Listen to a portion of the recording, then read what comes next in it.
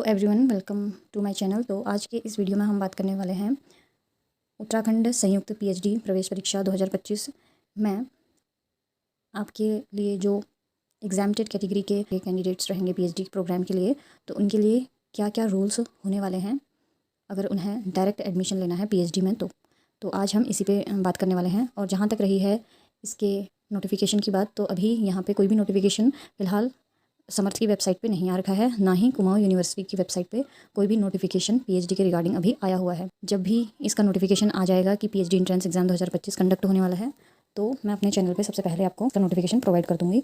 वहाँ से आप डायरेक्ट देख पाएंगे और जितने भी रूल्स एग्जामिटेड कैटेगरी के लिए पहले थे वही रूल्स अभी भी रहेंगे। तो आज हम इन्हीं रूल्स को देखने वाले हैं जिन्हें नहीं पता है कि एग्जामिटेड कैटेगरी में क्या क्या रूल्स होते हैं, कि डायरेक्ट एडमिशन आप किस किस कैटेगरी में क्या क्या एलिजिबिलिटी के साथ ले सकते हैं। तो इसी विषय में हम बात करने वाले हैं। तो चलिए वीडियो को स्टार्ट करते हैं। सबसे पहले एलिजिबिलिटी की बात करें तो आपको पता है कि अगर आपने मास्टर डिग्री कर रखी है किसी भी सब्जेक्ट से, तो आप पीएचडी का फॉर्म भर सकते हैं। या अगर आपने 4 ईयर का ग्रेजुएशन किया हो तो भी आप पीएचडी कोर्स कर सकते हैं, लेकिन उसके लिए आपकी 75% या उससे अधिक परसेंटेज होनी चाहिए ऑनर्स वाले सब्जेक्ट में। या आपने अगर एमफिल किया है तो भी आप पीएचडी का फॉर्म भर सकते हैं। तो ये कुछ बातें थी जो कि आपकी एजुकेशन क्वालिफिकेशन से रिलेटेड थी।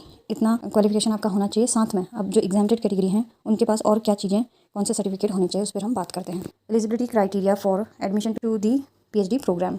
इन फॉलोइंग कंडीशन में से, क्राइटेरिया में से जिसके पास एटलीस्ट एक भी एलिजिबिलिटी है इसमें से, तो आप पीएचडी प्रोग्राम में एडमिशन ले सकते हैं। तो पहला इसमें से जो कैटेगरी है वो है candidates who have qualified for fellowship scholarship in UGC NET, UGC CSIR net और एनएफएससी, एनएफओबीसी और एनएफएसटी और एनी इक्विवेलेंट फेलोशिप। अगर आपको किसी भी प्रकार की फेलोशिप मिलती है नेशनल लेवल पे या इक्विवेलेंट लेवल पे, तो आप पीएचडी का फॉर्म यहाँ पे भर सकते हैं। और आपको पता होगा कि नेट का फॉर्म आप तभी भरते हैं जब आपने मास्टर डिग्री कर रखी है।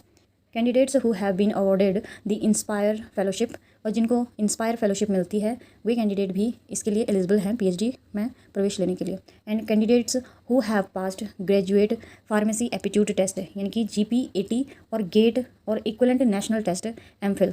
तो अगर उन्होंने किसी ने ग्रेजुएट फार्मेसी एप्टीट्यूड टेस्ट निकाला है या गेट निकाला है या इक्विवेलेंट नेशनल टेस्ट या एमफिल किया है, तो भी आप पीएचडी प्रोग्राम के लिए एलिजिबल है अप्लाई करने के लिए। और ऐसा कोई भी कैंडिडेट, ऐसा कोई भी कैंडिडेट जो जिसकी फेलोशिप की जो सर्टिफिकेट है वो एक्सपायर हो जाता है at the time of application, जिस टाइम पीएचडी का एप्लीकेशन रिलीज़ होता है, अगर उससे पहले आपका सर्टिफिकेट है वो एक्सपायर हो जाता है, तो आपको इसमें कंसिडर नहीं किया जाता कि आप एलिजिबल हैं कुमाऊं यूनिवर्सिटी में एडमिशन लेने के लिए। और ये जो एलिजिबिलिटी है ये सिर्फ कुमाऊं यूनिवर्सिटी के लिए नहीं है, अदर यूनिवर्सिटीज़ में भी इस नियम को लागू किया जाता है, क्योंकि ये उत्तराखंड का पीएचडी एंट्रेंस एग्ज़ाम जो होता है वो कंबाइंड फॉर्म में होता है, अदर यूनिवर्सिटीज़ भी इसमें होती हैं। तो ये वाला जो क्राइटेरिया है वो सब में लागू होता है। अभी यहाँ पे ये कुमाऊं यूनिवर्सिटी का पीडीएफ है, Kumaon university PhD admission test 2024 का पीडीएफ है, इसलिए इसमें कुमाऊं यूनिवर्सिटी लिखा है।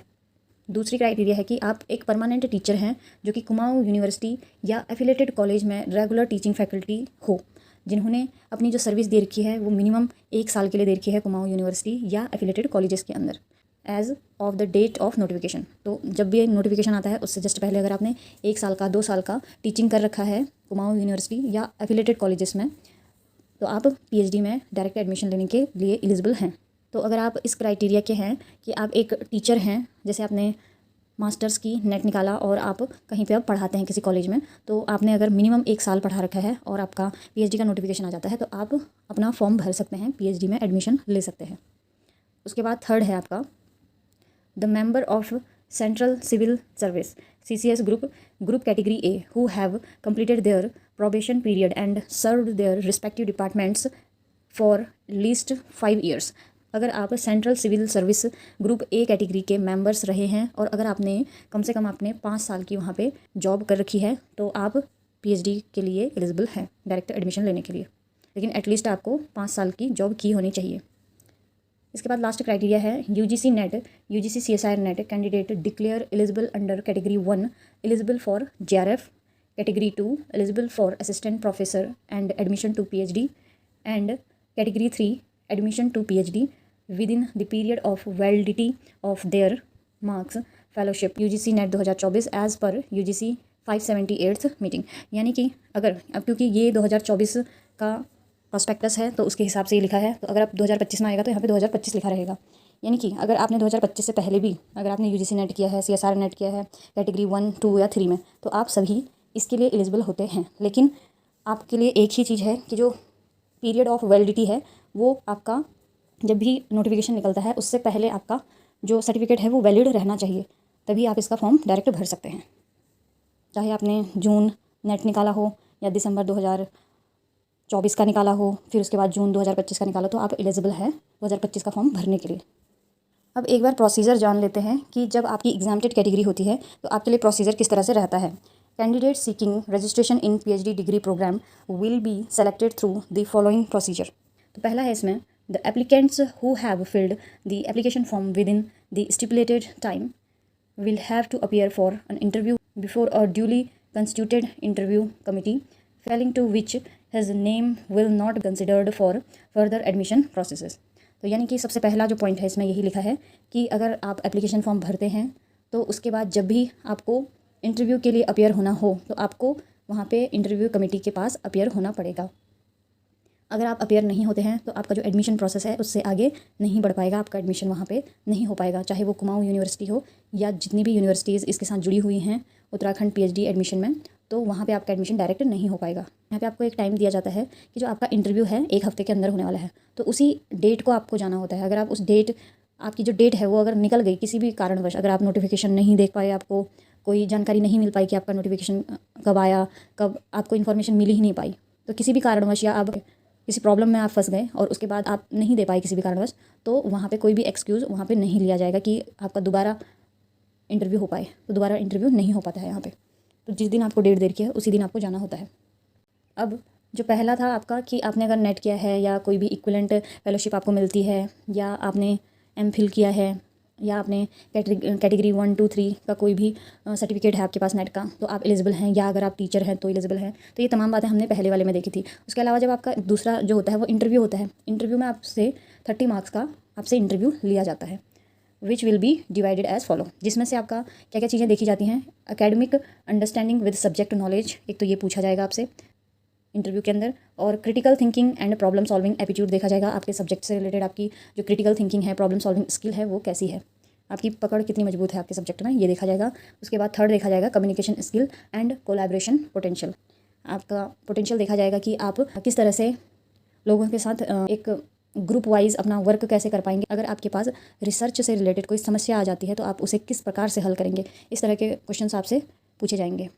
अब जो थर्ड पार्ट है, जो एडमिशन प्रोसेस के दौरान आपको ध्यान में रखना है, जो आपका मार्क्स रहेगा वो 100 मार्क्स का रहेगा, क्योंकि जो विदाउट एग्जाम्प्टेड कैटेगरी होते हैं जिनको एग्ज़ाम देना होता है तो उनका भी 100 मार्क्स का पेपर होता है। वहाँ पर भी वो एक बार एग्ज़ाम को पास करते हैं, उसमें से जितने भी उनके मार्क्स आते हैं उनका 70% जोड़ा जाता है, और 30 मार्क्स का उनका भी इंटरव्यू होता है, फिर उसका 30% उनका जोड़ा जाता है, तो फिर कंबाइंड फॉर्म में आपकी एक मेरिट बन के आती है। तो इसी प्रकार से आपका भी यहाँ पे 100 मार्क्स में से ही आपको मार्क्स मिलते हैं। अब वो 100 मार्क्स आपको किस प्रकार से मिलते हैं यहाँ पे नीचे लिखा है। तो पहला है कि अगर आपने LS नेट का लेक्चरशिप पास किया हो, क्योंकि अब ये जून 2024 का बता रखा है, क्योंकि 2024 का फॉर्म है, तो इसलिए यहाँ पे इस बार लिखा होगा 2025, ठीक है। तो अगर आपने नेट लेक्चरशिप किया है या नेट PhD किया है, तो आपके जो नेट के जो मार्क्स हैं, मार्क्स जितने भी आपके आए हैं उसका 70% वेटेज यहाँ पे लिया जाएगा, और 30% वेटेज आपका मार्क्स का वो इंटरव्यू से लिया जाएगा।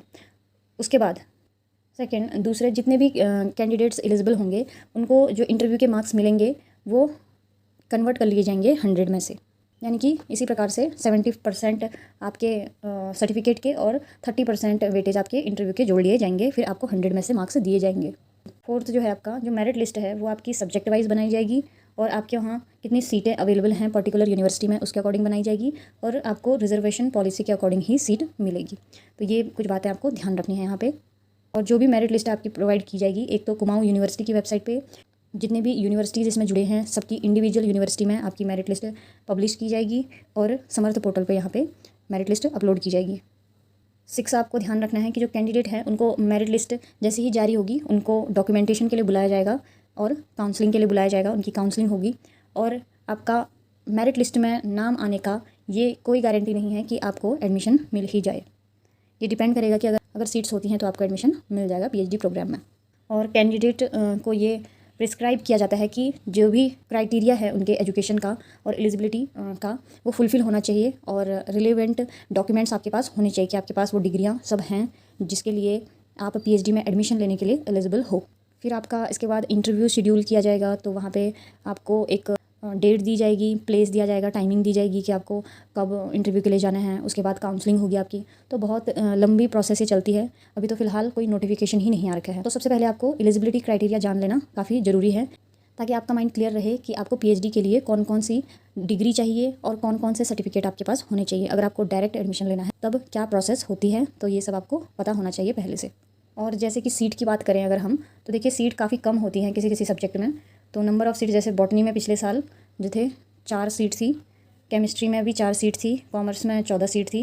तो इस तरह से देखिए किसी में कम सीट होती हैं, किसी में ज़्यादा सीट्स भी होती हैं। अगर एडमिशन फॉर्म आता है तो अलग अलग यूनिवर्सिटी की अलग अलग वेबसाइट पे आएगा, लेकिन अगर इंट्रेंस टेस्ट होता है, इंट्रेंस एग्ज़ाम होता है, तो वो समर्थ पोर्टल पे भी आता है और उसमें एग्ज़ाम आपका कंडक्ट होता है, उसमें फॉर्म भरे जाते हैं और ये सब समर्थ पोर्टल की वेबसाइट पे किया जाता है। और अगर वैकेंट सीट आपको जाननी हो, तो अगर इंडिविजुअल यूनिवर्सिटी अपना एडमिशन प्रोसेस करवा रही है तो वो अपना सब्जेक्ट वाइज वैकेंट सीट्स को डिस्प्ले करती है प्रॉस्पेक्टस के अंदर। क्योंकि ये पिछले साल का प्रॉस्पेक्टस है एडमिशन टेस्ट का, लेकिन ये हुआ 2025 में ही है ये वाला एडमिशन। मई में लास्ट एडमिशन हो रखे हैं इसमें। तो आज हमने इस मैटर में बात कर ली है कि आपका जो पीएचडी एंट्रेंस एग्ज़ाम अगर होगा आपका, तो आपकी एग्जामिनेड कैटेगरी कौन कौन सी रहेंगी, आपका क्या एडमिशन प्रोसेस रहेगा, कैसे आपका इंटरव्यू होगा, डॉक्यूमेंटेशन होगा, कितने नंबर आपके कैसे जुड़ेंगे, ये सब बातें हमने कर ली हैं फ़िलहाल के लिए।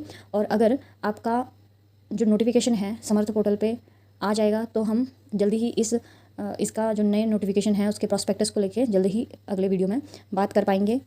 फ़िलहाल के लिए उत्तराखंड पीएचडी कंबाइंड इंट्रेंस जो एग्ज़ाम होने वाला है, इंट्रेंस टेस्ट होने वाला है, उसका जो जिम्मा है वो कुमाऊं यूनिवर्सिटी को दिया गया है। लेकिन अभी तक कुमाऊं यूनिवर्सिटी की वेबसाइट पे कोई भी नोटिफिकेशन, कोई भी प्रॉस्पेक्टस, कोई भी चीज़ यहाँ पे जारी नहीं हुआ है। तो इसलिए अब कह पाना अब थोड़ा मुश्किल है, क्योंकि पिछले साल जब इंट्रेंस एग्ज़ाम हुआ था तो 1 महीने पहले, अगस्त से पहले जुलाई में आपके नोटिफिकेशन आ चुके थे।